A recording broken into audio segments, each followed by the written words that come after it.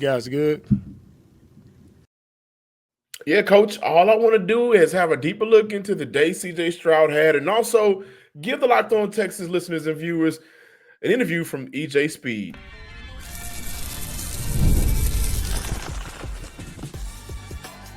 You are Locked On Texans, your daily podcast on the Houston Texans. Part of the Locked On Podcast Network, your team every day.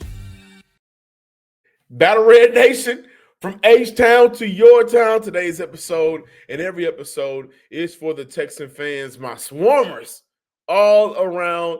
To my everydayers from the Himalayas, thank you for making the Locked On Texan podcast your first listen of the day. To all of the newcomers, listeners, and viewers, please sit down. Let's enjoy today's show. I'm your Texans credential media member and football analyst. Also, you can find my work over on 4Times. I am John Hickman. Today's episode, listen, I'm going to dive into the comments that DeMeco Ryans said in Monday's afternoon press conference about blocking out the noise, good or bad. He feels like it's always negative. I have my thoughts and my opinions on that. So stick around. That's going to be how I end off today's show because honestly, in some ways, DeMeco's kind of right. Let's talk about the positives. The Houston Texans defense, when you hold CMC to under 70 total yards, it needs to be talked about. So I have an EJ Speed interview in the second segment, but I'm opening up today's show with just a deeper look into the day CJ Stroud had. Today's episode brought to you by FanDuel. Right now, new customers can bet just $5. And if your bet wins, you'll get $300 in bonus bets to use across the app. Now, Texan fans out there, first and foremost, I got to say, just a lot of impressive throws from CJ Stroud. I talked about the Xavier Hutchinson throw. I talked about the Jalen Noah throw. But on 2nd and 5, there was a throw CJ Stroud made to Braxton Berrios with pressure in his face, side on the throw, and it looked like it was a normal pass. You talk about a player with arm talent and the arm strength and the arm IQ to make some of these throws when CJ Stroud has the time that he needs. He can make throws like that. Now, CJ Stroud did face the blitz on 31% of his dropbacks. The average time to throw, 2.58 seconds. I also want to give you guys a little deeper look into how CJ Stroud did against cover 3. Cover 3 is one of the, biggest, most frequently used coverages in the NFL now. CJ Stroud has faced a lot of cover 3 against San Francisco, 121 yards and 3 incompletions. Now, against man coverage, only 2 incompletions, 103 yards, and also the touchdown to Jaden Higgins, which I think that was cover 2 man as well. And I also want to take some time to shout out Blake Fisher on the 50-yard catch and run from Woody Marks. Blake Fisher, I think, did a good job in his role on Sunday. Now, when I look at some of the numbers, just to provide context on the day CJ Stroud had, a lot of that has to do with the day Nick Caley had. That game was one of the moments this year where I think we had a good opportunity to view an offensive coordinator who's trying to figure things out, a quarterback who's trying to figure out his offensive coordinator and how to get the best out of the guys around him. They were just in sync and on the same page, which is very important, honestly. But how did they get to that point? Well, it was all about let's beat the pass rush. Let's help your offensive line by not sitting back and being a sitting duck. Let's get that ball out quickly. And I have the numbers to back it up. In the short center of the field, CJ Stroud went 11 for 11, 129 yards, 6 first downs. Now, you want to know the number that really sticks out here? I'm about to tell you guys 2.15 seconds to throw. That's the best of any pass that went past the line of scrimmage. All of the short 0 to 9 yards altogether for CJ Stroud on the day, his numbers were 20 of 22, 187 yards, 11 first downs with an average of 2.28 seconds to throw the ball. They're about to play Denver. This is going to be an early look at how Houston can kind of fight back against some of these better defenses in the NFL, right? Especially these defenses that have monster defensive fronts. Denver leads the NFL in sacks. And so if I have any takeaway, and this may be the biggest takeaway from the job that I think Nick Caley did in terms of play calling and how he helped set up his offensive line and CJ Stroud, it was just simply, we are not going to sit back there and give defenses all the time in the day to get after our quarterback. Now, how did they get to that point without Nico Collins and Christian Kirk? Houston did a very good job of designing a lot of high-low concepts, trying to create that confusion, and a lot of times it worked for the Houston Texans offense. And then again, you look at how they just operated underneath. They gave their guys some time, gave CJ Stroud some time, not a lot of time, didn't need a lot of time, but gave him just enough to find guys like Braxton Berrios underneath between 0 to 9 yards, to find guys like Jaden Higgins, to find a Dalton Schultz, to find a Jalen Noah, to find a Xavier Hutchinson, to find a Jared Wayne. None of these guys are household names. Two of those guys are rookies. One of those guys from Pitt, a lot of you want him off the team in Jared Wayne, but he served the purpose. I think he also did a very good job blocking down the field as well. You also look at the third man, Xavier Hutchinson. None of these guys are superstar stars. They could be stars in the making, but how Nick Caley was able to utilize the guys that he deployed, it was just simply, CJ, I'm going to have to trust you to get the ball out quickly. And how that's going to impact the game, you're going to be able to stay clean. You're going to be able to stay upright. And on top of that, Houston had its best yak day of the season with 146 yards. So you look at how the Houston Texans, the offense on Sunday, just kind of gave their guys some opportunities to get the ball in space and cut up field. Shout out to Dalton Schultz.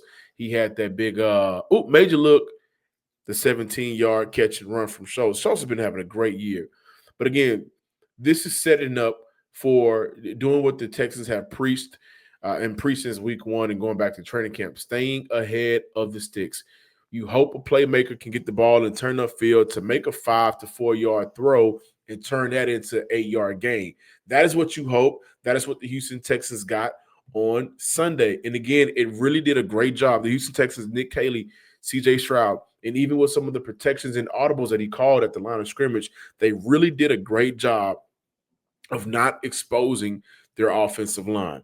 Now, with that being said, I gave a shout out to Blake Fisher between today and yesterday as well. Ariante Ursery may have had his best game of the season, guys. So all this talk that I just gave you guys about the 2.15 seconds to throw and 2.58 total, those are great numbers, amazing numbers. And no, Ursery didn't go up against a defensive lineman or a defensive front like they'll take on against Denver or who they just took on in Seattle last Monday. I understand that. That's an argument that can be made. But you can only judge the player in front of you. You can only judge the player that lines up on the opposite side of the ball. And going back and look at some of the things that Ariante Ursery did in terms of pass protection, I thought this was his best day, best game, best performance of the year. Now, when we get back, it's very important to kind of give you guys a little bit more insight on the defense of the day that they had, and also play the EJ Speed interview that I have for you guys. We got more Locked On Texans talk on today's episode.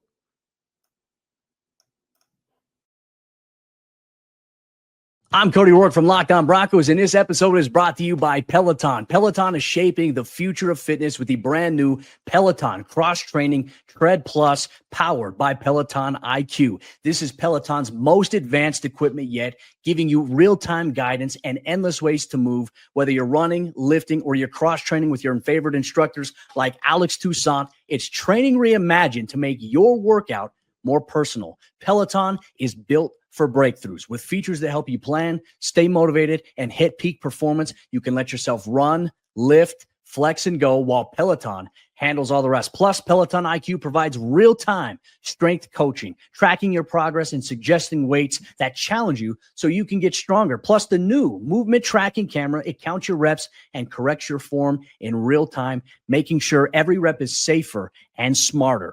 So let yourself run, lift, flex, push, and go. Explore the new Peloton Cross-Training Tread Plus at onepeloton.com.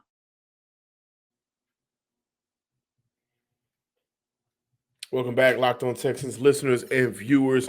before we dive into the EJ Speed interview. For my analytical guys out there, when I look at some of the things that EJ Speed did well on his 2 tackles, both plays ended with negative EPAs after starting with positives. One tackle was for a no gain. On that play, EJ Speed came from the opposite side of the field, did a very good job of fighting through the depth, shedding offensive linemen, and making the play on CMC. And I also thought that Speed did a good job in pass coverage in his 20 snaps. Go back and look at the 3rd and 7 play and coverage on CMC. Will Anderson was there on the pressure, but CMC looked like an option route. EJ Speed was right there on his hip. Unless he would have made a move to get upfield, which we know CMC has the ability to do, that would have been a stop for a 4th down. But he was the closest defender on the Tungus TD, so I'm sure he'll want to go back and look at that play, and he'll want that play back. But, again, I thought that EJ Speed had a very good job. And also the defense altogether, the average time to sack on Sunday, 3.70 seconds. So you only get 3 seconds in the NFL. I do want to give a lot of credit to the sticky coverage throughout the game. One of my keys to victories, in my opinion, was going into the game. I posted it on social media. I posted it on Twitter. I posted it on my Instagram story. I talked about the usage for Woody Marks. I talked about, hey, let's not rotate these left guards. And they did anyway, and it worked out for them. But eventually, they got to make their mind up. I talked about, how the rookies can get involved in this game. There's no excuse for Nick Caley to deploy his rookies. I talked about CJ Stroud having to be elite. One of the things that I pointed out was the Houston Texans needed a better day from the cornerbacks. They needed a better day from Derek Stingley. They needed a better day from Kamari Lassiter, who ended the game with an interception. And when I look at some of the things that Derek Stingley did, Stingley, 5 targets, 2 catches allowed, 24 yards, 1 yak yard, so virtually no yak there. Forced incompletion, a PBU as well. Stingley had a better day of 55.4 NFL passer rating towards Derek Stingley. So he had a better day. Kamari had a better day. Now, granted, those guys were not going up against anybody named JSN, anybody named Emeka Buka. They weren't going up against the Puka Nakuas of the world, and I get that.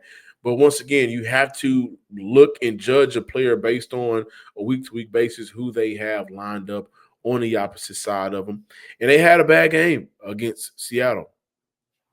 Wasn't the same against the 5-2 coming now 5-3 San Francisco 49ers. So without further ado, EJ Speed had an opportunity to speak with him in the locker room after the game. I thought that he said some good things, some great takeaways, including the game plan and how they stopped CMC, and something about the franchise quarterback CJ Stroud. Today, you guys did a great job of just containing CMC, Christian McCaffrey, under 70 yards. I think a little bit over 2 yards per carry. Can you talk about what the game plan was going in throughout the week? You guys practice and just figuring out different ways to eliminate him from the game. Just understanding what he brings to the game, first of all. Great player. It calls for you to be great on Sunday when you play him. So just being able to understand his moves, watching film on him, understand how he moves, and just going out and executing the game plan that the coaches put together. Now, with that being said, the defensive tackles had a great game for you guys. Can you kind of talk about them a little bit and how they were able to, control the line of scrimmage, push them back in the backfield and help the linebackers kind of make plays? We got a lot of guys that have been doing this for a long time, and they had great seasons, great games, great moments, great plays. So, just being able to just know if you do your job and them guys will take over and do the rest is everything. It lets you play with a more calm mentality to take away a guy like Christian McCaffrey. What were you guys seeing from Mac Jones? Just watching film, evaluating him and some of the things that he does well, or some of the things that he doesn't do well. What were some of the things that you guys recognized on tape, and how were you able to kind of eliminate him from the game plan as well? Just like any other quarterback, just being able to be in your spots and taking away the things that they want, just understanding where they look to first, and how many progressions do they really have within these plays, and 2x2, 3x1s, and everything like that. And most of the time you take away that 1-2, Will or Daniil is there, so it's not really hard to play any quarterback. Now you just shouted out Will and Daniil. How important were they today to the victory? I mean, everything, that whole D-line, even the subs, like it was guys that was coming in and making plays. So Barnett at a sack. Yeah, so you feel me, guys like that, when you got a standard in that room with those two guys and everybody can look at a standard and just raise their bar and raise their level of play, it's just you turn into a defense like we got. Now, it's been somewhat of a rough season, but you guys are able to get to 3-4. Yeah. Coming off that Monday night loss, what does this type of victory do for the team? Everything. It's not even November yet. I mean, everything right now is smoke and mirrors. November is what really opens up football. So we'll come back and revisit this in November and see where everybody at. When we come back in November, I'm going to ask you the same question, sure. just see how you feel. But last question, I just want to ask you about CJ Stroud, his performance today. As the leader of this team offensively, the quarterback, what can you say about CJ and his progression? I actually just talked to CJ, man. The humbleness and the confidence that he got is everything. So no matter how the team is doing, he's a guy that can rally the team and get us to where we need to be, just in the fact of he's just his own man, and he understands that anything he does out there on the field will be graded as being a starting quarterback of an NFL team, and he's not shying away from that. That's what I love about him, man. Like, people in the media is saying this and saying that, but he the same guy every day he walk in. He the same humble guy, he the same laughing, joking guy, godly man that's going to come and pray with you and talk to you and whatever you need. So as long as he keep being him, the sky's the limit for this team. He running out of fears. It seems like the outside noise, which we'll talk about, but it seems like the distractions and everything that has come with a team that started off 0-3, and EJ Speed has played a lot of football. I'm very thankful for that conversation, because that's what it was. It's just a conversation. I hate to even call it an interview, but he's played a lot of football, seen a lot of football, understands what it takes to win at this level, especially from a defensive standpoint, from a team standpoint as well. But mentioning CJ Stroud, I'll get to that. But one of the things that he really that he pointed out and he highlighted, and I think this is how the Texans organization, the players themselves are feeling. It's not even November yet. Everything is smoke and mirrors. They don't feel like it's over yet. And they shouldn't. Like, things like that are kind of like cliche in a sense, but in a sense, he's right. It's not November yet. I mean, at the time of this recording, we have a few days away from being in November, but the fact of the matter is, the next time the Houston Texans play football, it'll be November 2nd. And if they win that game, now you're looking at Houston getting closer to that 7th seed. Now you're looking at Houston kind of rewriting the ship of the story of the season to this point. Now you're looking at a team that, we put together 2 wins in a row again. We're stacking good wins. We're stacking good days. And if they win on Sunday, how did they win? Was it another good performance from the offense? Was it another good complimentary game from both sides of the ball? Because you guys got to remember, San Francisco had, I think, under 100 yards going into halftime. CMC didn't have 20 yards going into halftime. Like, that's how dominating the defense was. I think that they only had 2 first downs, and the numbers may be a little bit more or less, but they didn't have a lot of first downs going into halftime. That's on top of the Houston Texans offense being able to score 16 points, continue to be impactful on third downs, moving the chains. And so for EJ Speed to point that out, it's not even November yet. I thought that was important because it is a reminder in the NFL, every week matters and things can change like that on a drop of a dime. Now, also he mentioned, they hear the media, but the way that he spoke about CJ Stroud, and we know EJ Speed's coming from Indy, the Colts, and I don't want to ask him about that because it was more so focused on the day of, and the day of, the Houston Texans got a very impressive win, in my opinion. He knows what it's like to not play with a franchise quarterback. He knows what it's like to play with, and when I say this is not disrespectful, but a number 4 overall draft pick that's viewed as a project quarterback. He knows what it feels like to play with aging vets that won't get you over the hump. He understands all of that. So I think from his perspective, and this is in my opinion, based off the conversation we had, I think in EJ Speed's perspective, how he describes CJ, he kind of described him as a guy that is going to fight with you. I think CJ had his ups and downs this offseason, trying to learn a lot of this. And then you look at no more Stephon Diggs, no Laramie Tunsil, who, regardless of how you looked at him, he was somewhat of a leader in the locker room. but some of the vets that are no longer here, and also going into his third year, how last season ended, Houston fires Bobby, they bring in a new offensive coordinator. He was looked as the go-to guy, the leader of the franchise, rightfully so. He's a quarterback, and in a couple of years, if this team continues to improve and he continues to play better and better, he's looking at 65 M's a year. M's means millions, guys, for some of y'all who don't know. But I just respect how EJ Speed spoke about his quarterback. And also just understanding that, number one, we did some great things defensively. You know, our unit as a whole, everybody played well as a unit.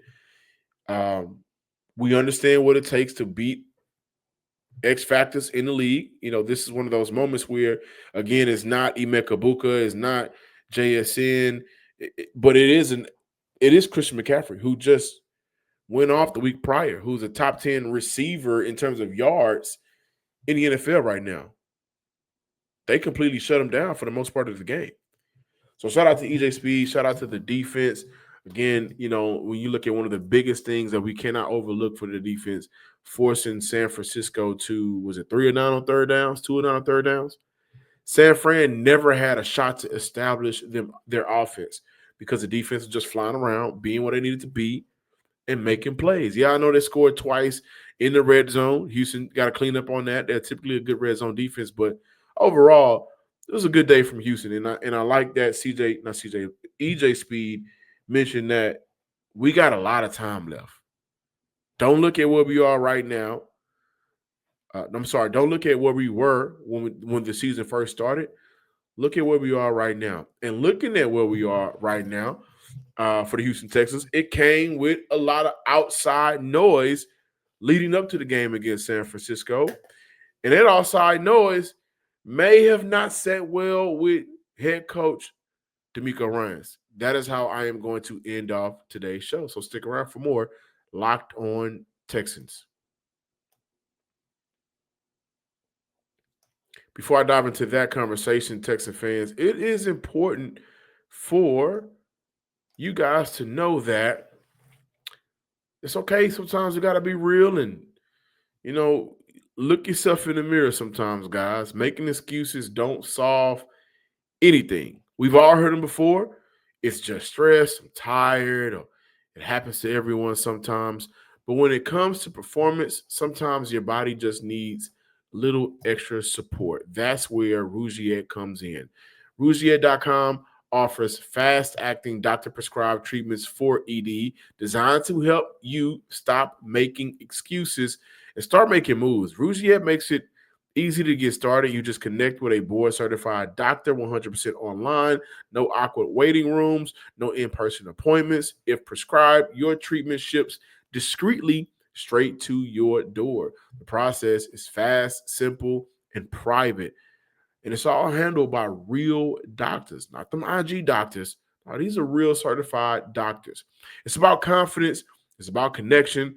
It's about getting back to the moments that matter. Visit Rugiet, and you can spell that by RUGIET.com/LockedOnNFL to get 15% off your first order. That's Rugiet.com/LockedOnNFL. And don't forget to use our promo code LockedOnNFL so they know we sent you. Rugiet, stop making excuses. And also, Texas fans, we don't want to make excuses for when it's time to have a little extra something riding on the action. And with FanDuel, you can do that. And the best thing about FanDuel right now, with the NBA being back, the Rockets finally got a dub. KD started jail. If you feel like, man, this game is amazing, the Rockets may actually do it, but you want to add a little something extra, there's no better place to do that and get in on the action than FanDuel, the official sports betting partner of the NBA and the NFL. Rockets and Texans got the dub in the same week, a day apart. I think that bodes well for the Houston fan base because they need it. But if you've missed the start of the game or you want to ride the hot hand, FanDuel has live bets on everything from who will score next to fourth quarter comebacks. Plus, you can even combine your live bets into a same game parlay for a shot at a bigger payout. It keeps every game exciting, especially when your team is making that push late. Right now, FanDuel is giving new customers $300 in bonus bets when your first $5 bet wins. So head to FanDuel.com and sign up and play your game with FanDuel, the official sports betting partner of the NBA and the NFL. Welcome back, Locked On Texans listeners and viewers. Before I give my comments and thoughts and opinions on DeMeco Ryans' "You Good" comment to the media this afternoon, and this was in response to blocking out the outside noise. I want to let you guys hear directly from a coach who I respect a lot, DeMeco Ryans. No, it really doesn't matter. I mean, here you can see it's a lot of negative talk about us. We get it. I hear people try to give it to me all the time. I get it, right? It's like, but it really doesn't matter, right? I talk about it. Everybody wants to write a hot story, and most of the time it's negative stuff that people want to talk about, right? Nobody wants to talk about the positive stuff that happens. And again, if you feed off of that and you're riding the pendulum of, oh, we're great because we won, oh, we suck because we lost, fight, like that's our business. I get it. But that's the nature of it. We keep moving forward. Really, it doesn't drive anything. It means nothing, literally nothing to what we're about. Like it does nothing to drive our team. We just got to go out and play good football. You don't think you've gotten any positive stuff? Yeah, I was about to say that. Like the first 2 years. You don't think you've gotten any praise at all? Guys, what's your question? I'm just saying, like, everybody says negative. I said that's what people thrive on is the negative stuff. Yeah. Everybody says negative, but you don't think you've gotten any positive? I said people thrive on the negative. You guys are good. You guys must be the ones with the negative stuff. We're playing football. You talk about outside noise. I'll say it again. It doesn't matter. Good, bad. It doesn't change how we prepare. It doesn't change our week of preparation. We're going to work. We're going to work our best, the game plan our best, and go out and play good football. Well, but for your first couple years and a half, like you've gotten nothing but positive coverage for the majority of the time. So when you say everybody wants to focus on the negative and not write about the positive, I don't know if how is that accurate when you've been here for a couple of years, you've got a lot of positive coverage. You guys good? Do you pay much attention to your record? That was DeMeco Ryans in response to the question about blocking out the noise from the outside. I thought that was, in a lot of ways, a professional back and forth that I would classify as tension. And for my Houstonians, and really for my brothers and my people that has been around, that second "you good" was what's going on now? What's your temperature like? And I do think the war of words between the two sides, and the two sides right now, the Texans coaching staff led by head coach DeMeco Ryans and the Houston media, I felt like it's been inevitable for a while now, simply because of how things were addressed in the offseason and how the Houston Texans, and it's not just DeMeco Ryans, he just so happens to be the head coach, but how the Houston Texans, I'm going to say it, more so Nick Caserio, dismissed certain questions or inquiries about the roster construction.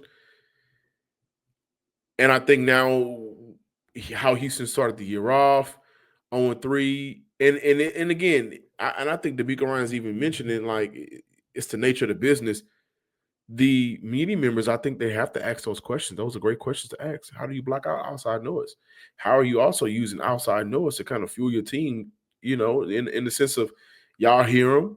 Because if you go back and look at the Houston Texans media on Twitter in the post-game video, CJ Stroud also mentioned, don't worry about them, right? So I like the Houston's, they feel it, they hear it, they know it. And again, Monday's tension-filled, respectful, for the most part, back and forth, I think has been inevitable. Now, I will say this, for 2.5 years, especially considering the coverage around DeMeco, it has been a lot of positive. It's been a lot of positive around this team altogether. 2 back-to-back 10-win seasons, 2 back-to-back playoff appearances, right? But going into this year, the conversation between a lot of media members, whether they want to admit it or not, whether they was on record or off the record, it was they have to kind of put up or shut up now. They got to make these changes. They can't allow CJ Stroud to have the offensive line that he did in his second year. They can't allow the offense to be stagnant and let the defense down like they did in year 2. And that's what we've seen a lot of. So when we get to that point, it is absolutely 100% fair to say what's going on. Can you talk about it? You guys have been lacking in this area because of the fact of the matter is the Houston Texans have been lacking in that area for this year for the most part. Now, this is where, and I'm not going to say I side with anybody, but some of the outside noise and criticism, and there may be, here on the Locked On Texans podcast, when I've discussed Nick Caserio, or when I've talked about the bad tendencies from CJ Stroud, where he can make a bad situation worse. A lot of these things are just football, but maybe from other members, and I don't want to talk about other people, but maybe DeMeco Ryans felt like it was more personal than football. And DeMeco Ryans likes to keep it football.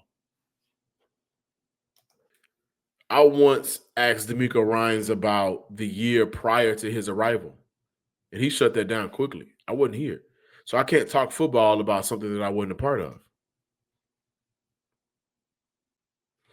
I mean, I think that's just who DeMeco Ryans is, and whether you like his approach or not, in many ways, from my perspective, and again, this is all my speculation, but you guys just watched the video, that was an attempt, in my opinion, from DeMeco Ryans at kindly calling out the people who called him out.